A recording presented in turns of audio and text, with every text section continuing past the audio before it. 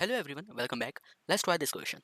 This question says that if the coordinate direction angles for F3 are 120 degree, 45 degree and 60 degree, determine the magnitude and coordinate direction angles of the resultant force acting on the eye bolt. Now, look at the diagram first. This F3 force, which has the magnitude of 800 pounds, is lie in the space. But how do we know that? Because according to the question statement, the F3 force makes an angle from positive x-axis is nothing but 120 degree. Similarly, the F3 force makes an angle from the positive y-axis is nothing but 45 degree, and lastly, this F3 force makes an angle from the positive z-axis is nothing but 60 degree. So that's why the F3 force lies in the space. Let's talk about the resolution of F3 first.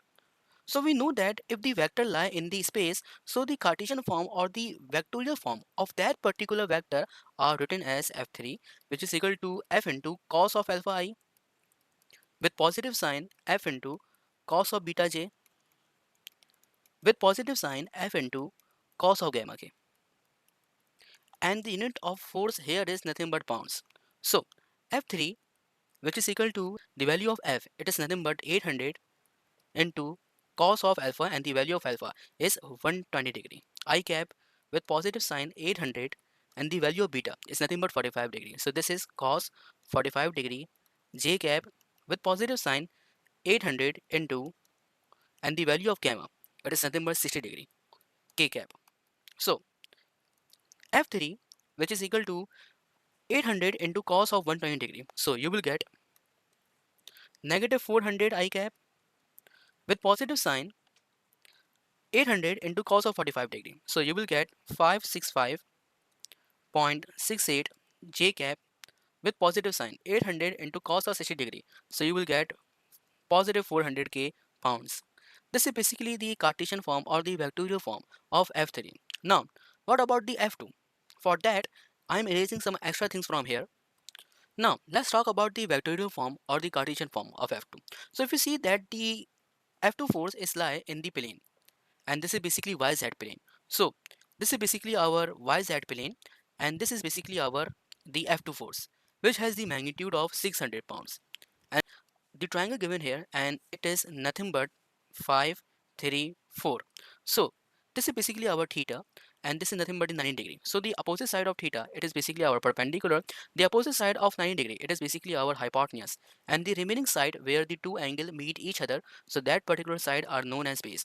So resolve this F2 force into its particular component. So this is basically the horizontal component, and this one right here, it is basically the vertical component.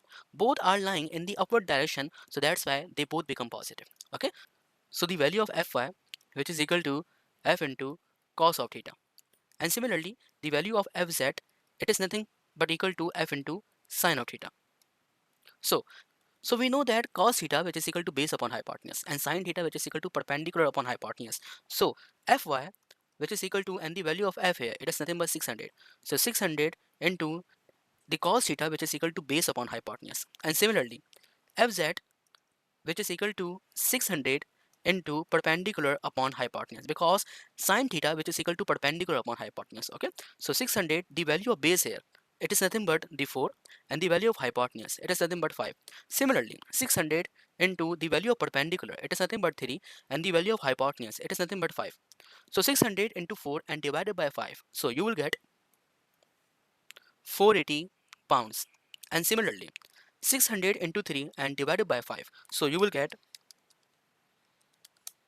360 pounds.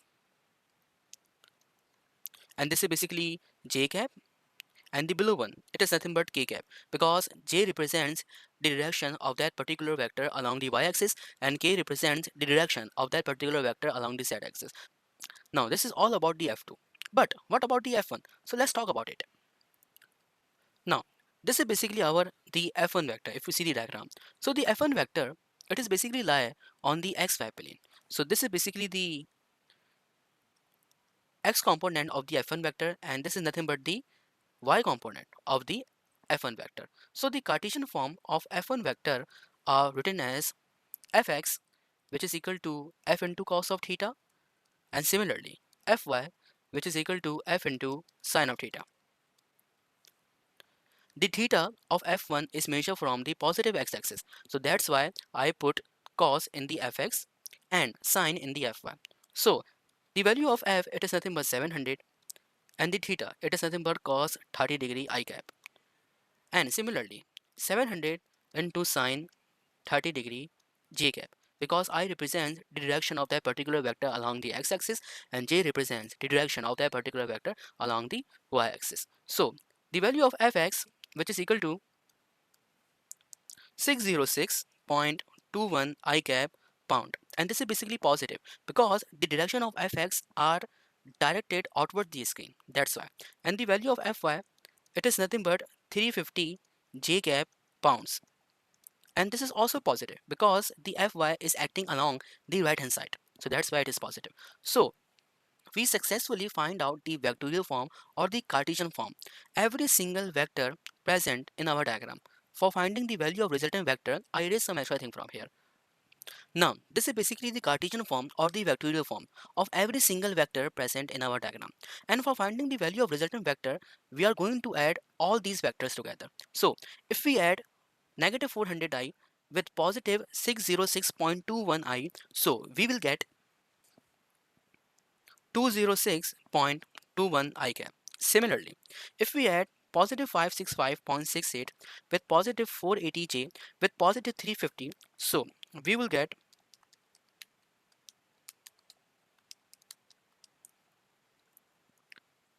positive 1395.68 j cap.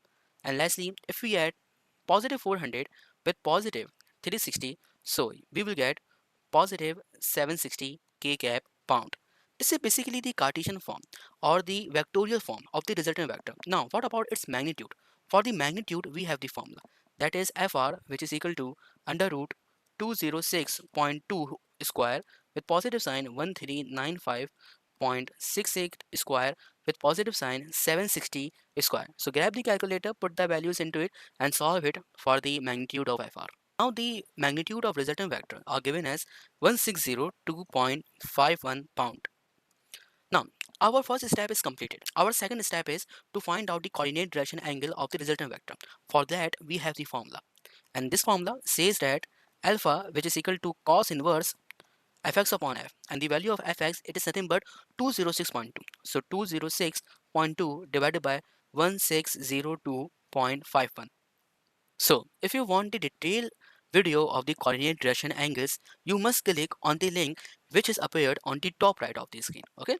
So, coming back to the topic, and the value of beta, which is equal to cos inverse fy upon f. So, the value of fy, it is nothing but 1395.68 divided by 1602.51. Similarly, the value of gamma, which is equal to cos inverse fz upon f, and the value of fz, it is nothing but 760. So it will become 760 divided by 1602.51. Now the value of alpha, it is equal to 82.60 degree. Similarly, the value of beta, which is equal to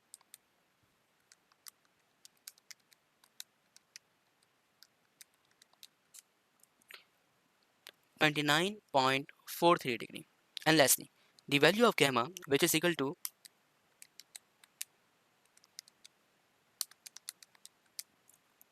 61.68 degree. Now, your question has been solved here and your concept too. So please like, comment, subscribe and share it with your friends too. Take care. Jazakallah. Allah Hafiz.